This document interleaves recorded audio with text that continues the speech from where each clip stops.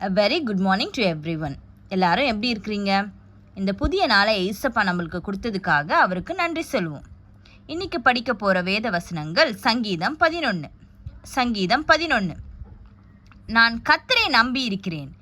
பின்னை ஏன் நீங்கள் என் ஆத்துமாவை நோக்கி பட்சியைப் போல உன் மலைக்கு பறந்து போ என்று சொல்லுகிறீர்கள்?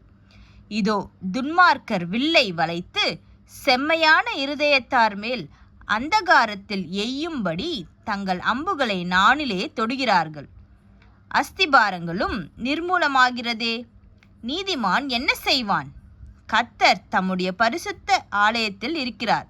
கர்த்தருடைய சிங்காசனம் பரலோகத்தில் இருக்கிறது. அவருடைய கண்கள் மனுபுத்திரரை பார்க்கிறது.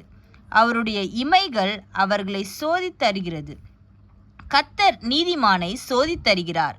துன்மார்க்கனையும் கொடுமையில் பிரியமுள்ளவனையும் அவருடைய உள்ளம் வெறுக்கிறது. துன்மார்க்கர் மேல் கண்ணிகளை வருஷிக்க பண்ணுவார். அக்கினியும் கந்தகமும் கடும் கோடை கொந்தளிப்பும் அவர்கள் குடிக்கும் பாத்திரத்தின் பங்கு. கர்த்தர் நீதியுள்ளவர், நீதியின் மேல் பிரியப்படுவார்.